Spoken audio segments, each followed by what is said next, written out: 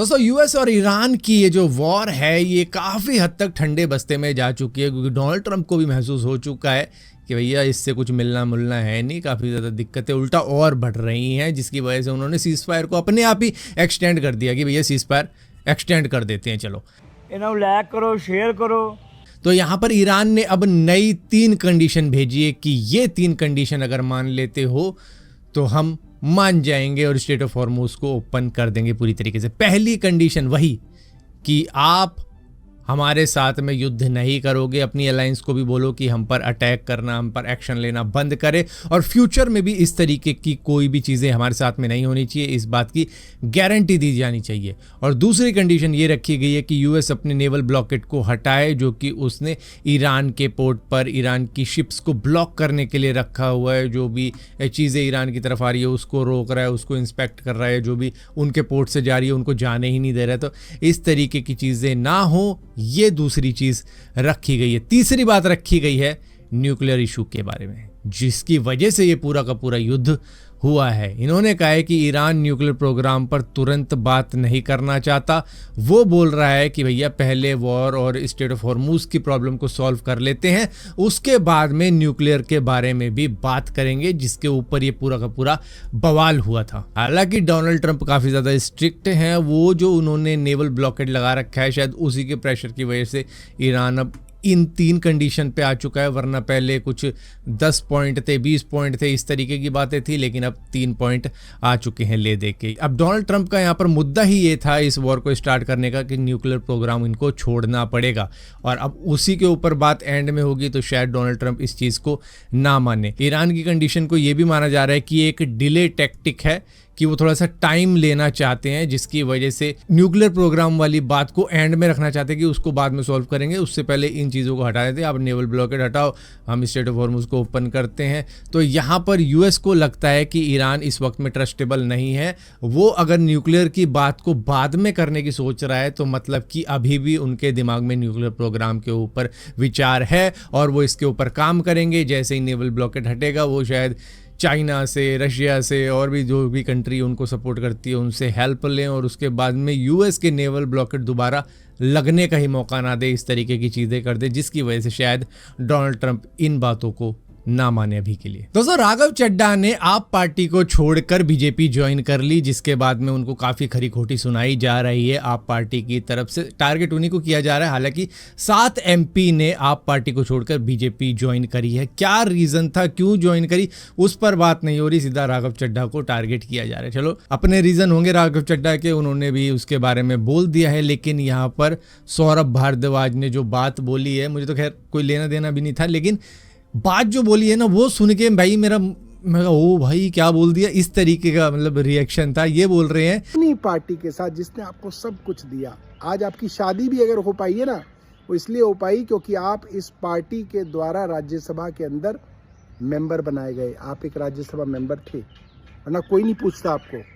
कि जिस पार्टी ने तुमको एमपी बनाया, जिस पार्टी ने तुमको इतना नाम दिया, जिसकी वजह से तुम्हारी शादी हुई, मतलब इनडायरेक्टली कह रहे थे कि भैया तुम्हारी एक्ट्रेस से शादी हो गई, परिणीति चोपड़ा से शादी हो गई, प्रियंका चोपड़ा तुम्हारी साली बन गई है, निक जोन्स तुम्हारा साडू भाई है, इस तरीके के रिलेशन तुम्हारे हो चुके हैं। वो इस वजह से हुए हैं क्योंकि आप पार्टी के तुम नेता थे, वरना तुम्हें पूछ कौन रहा था। इस तरीके की लाइन इन्होंने बोली है। हालांकि मैं थोड़ा बड़ा चढ़ा के बोल रहा हूँ, लेकिन इंटेंट कुछ इसी तरीके का था। इनको सिर्फ अपना फायदा दिखना चाहिए, ये सिर्फ अपना फायदा देखते हैं, चाहे राघव चड्ढा हो, केजरीवाल हो, मोदी हो, जो भी है, सब अपना फायदा देखेंगे। ये तो है भाई, जनता का पता नहीं कौन देख रहा है क्या नहीं देख रहा है। लेकिन यहाँ पर एक एग्जांपल दिया था कि भाई राघव चड्ढा बोलते हैं कि भाई कंपनी में आप काम करते हो, आप एक्सपीरियंस लेते हो, उसके बाद में आप दूसरी कंपनी में स्विच हो जाते हो जब आपको मतलब लगता है कि यहाँ पर मेरा कुछ नहीं होने वाला। तो इस तरीके का एग्जांपल दिया था। यहाँ पर सौरभ भारद्वाज ने भी कहा कि भाई जब आप कंपनी छोड़ते हो तो 3 महीने का नोटिस पीरियड भी तो देते हो, जो आपने सीखा है, वो जो चीज़ें हैं वो सारी आप वहाँ पर ही छोड़ के जाते हो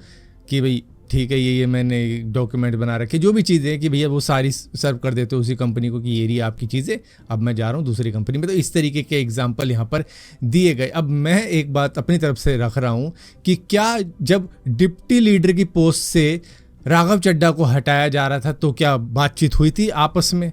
जो राघव चड्ढा भी ये बोल के जाए कि अच्छा मैं जा रहा हूँ भाई, मीटिंग कर लेते हैं और उसके बाद में मेरा विदाई करो, इस तरीके की बातें हैं।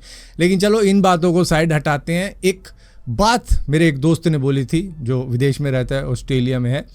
वो बोलता है कि भाई जो वहाँ के लोग होंगे ना, तुम उनकी कंपनी में काम कर रहे होंगे, वो तुमको बोलेंगे बेस्ट ऑफ लक, अब तुम आगे और तरक्की करो, तुम अगली दूसरी कंपनी में जा रहे हो, इस तरीके की बातें होती हैं वहाँ पे, ठीक है।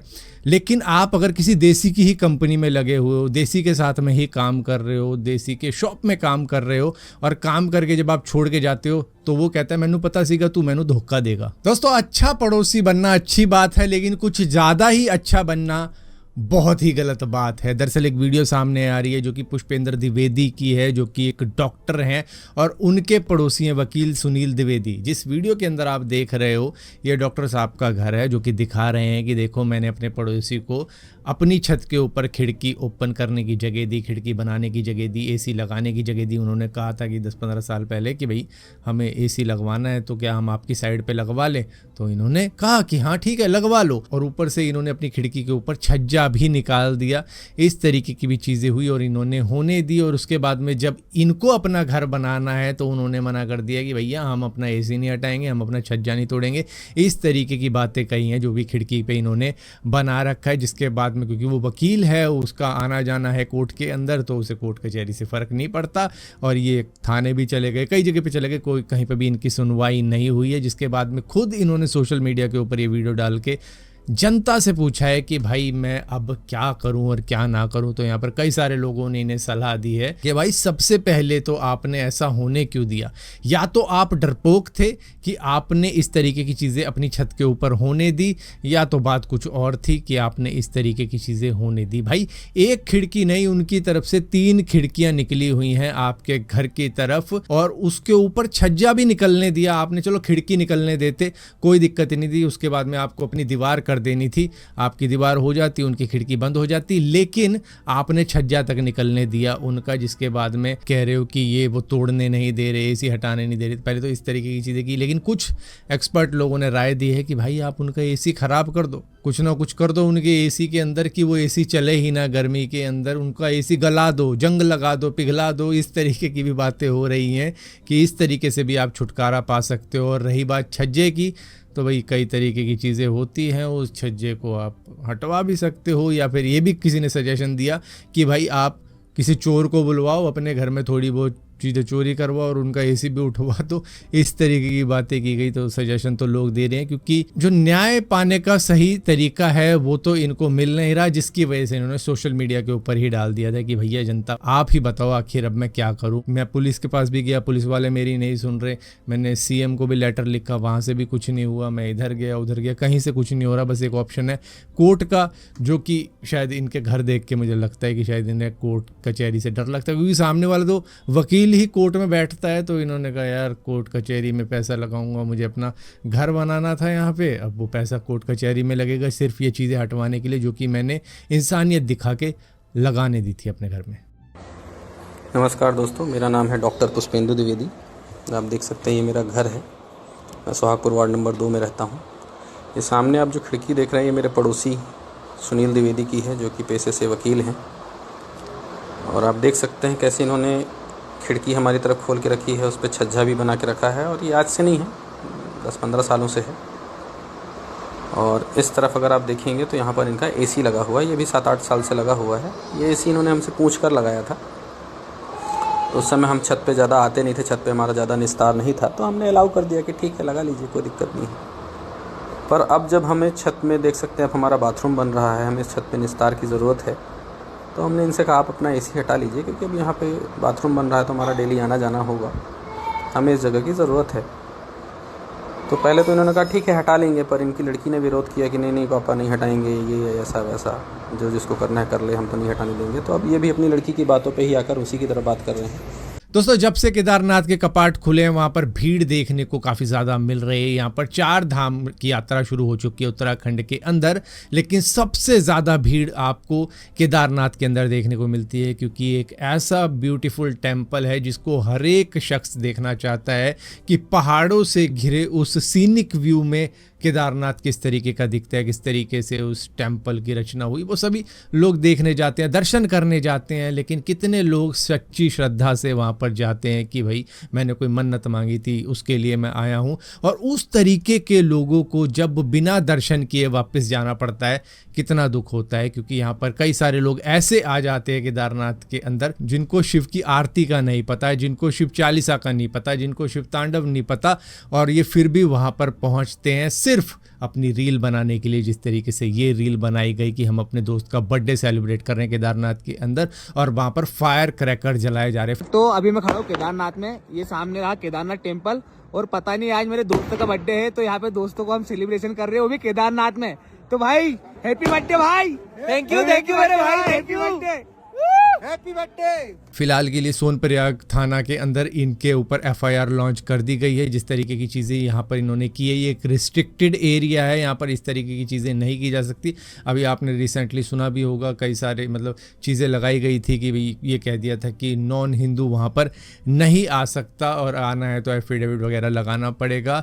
लेकिन यहाँ पर जो आ रहे हैं वो कितना अच्छे तरीके से बिहेव कर रहे हैं वो यहाँ पर देखने को मिल जाता है। मैं तो ये कहूँगा भाई सबको आने दिया जाए, सबको, चाहे कोई भी किसी भी रिलीजन से आता है, सबको आने दिया जाए। लेकिन उसकी श्रद्धा चेक करो कि वो सच्चे मन से केदारनाथ जा रहा है या फिर सिर्फ रील बनाने जा रहा है, बर्फ के पहाड़ देखने जा रहा है, या फिर टूरिज्म के तौर पर जा रहा है कि मैं पिकनिक मनाने जा रहा हूँ। उसे दर्शन वर्शन नहीं करने, उसने देखी इतनी लंबी लाइन, वो कहेगा नहीं भाई मुझे तो दर्शन नहीं करने, मुझे तो फोटो खिंचवानी थी, वीडियो बनानी थी, मेरी हो गया, अब मैं चलता हूँ घर को। मैंने केदारनाथ की बाहर से फ़ोटो खींच ली, चाहे वो अंदर भवन के अंदर गया हो, मत्था टेका हो, दर्शन किया, वो नहीं, उसको उस चीज़ से मतलब ही नहीं। इसी वजह से इतनी ज़्यादा भीड़ हो रही है यहाँ पर। आप, मैं कहूँगा हर रिलीजन वाले बंदे को जाने दो वहाँ पर, लेकिन शर्त ये होनी चाहिए कि तुम श्रद्धा से जाओ, तुम सुनाओ शिव चालीसा सुनाओ, तुम शिव जी की आरती सुनाओ, तुम शिव तांडव सुनाओ, ठीक है, पता लगेगा कि हाँ भाई तुम सच्चे भक्त हो और तुम वहाँ पे पूजा के इरादे से गए थे, तुम वहाँ पे अपनी आस्था के साथ में गए थे। ऐसे नहीं कि बस मुझे तो फोटो खिंचवानी थी इसलिए आया था, मैं तो रील बनानी थी इसलिए आया था यहाँ पे। खैर, इन लड़कों के ऊपर तो एफआईआर लॉन्च हो चुकी है और इसके अंदर जो धाराएं इनके ऊपर लगाई गई हैं उसके ऊपर फाइन भी है और 3 साल की सजा भी है, जिसको एक्सटेंड करके 5 साल भी किया जा सकता है। क्योंकि वो एरिया ही ऐसा है, मतलब आपको पता होगा चोराबारी लेक फट गई थी और कितने लाखों लोग मर गए थे, हालांकि हजारों में ही गिनतियां सुनाई दी थी, लेकिन बहुत लोग वहां पर उस वक्त में थे और उससे 4-5 गुना ज्यादा लोग अभी वहां पर हैं। तो मतलब इस तरीके की चीजें वहां पर नहीं होनी चाहिए। मैंने तो ये भी देखा है कि आप गंगोत्री जाते हो और वहाँ पे गौमुख की तरफ जाओगे ना, तो वहाँ पर आग क्या सिगरेट जलाने भी नहीं देंगे, वो लेके नहीं जाने देंगे आपको, क्योंकि वहाँ पर ग्लोबल वार्मिंग की वजह से गौमुख काफ़ी ज़्यादा पीछे खिसक चुका है। जो कि 8 किलोमीटर आगे होता था वो 8 किलोमीटर पीछे जा चुका है। तो इतनी बर्फ़ पिघल चुकी है जिसकी वजह से आग जलाने नहीं दी जाती और यहाँ पर पटाखे फोड़े जा रहे हैं जो कि उस रीजन को ज़्यादा नुकसान पहुँचाएंगे।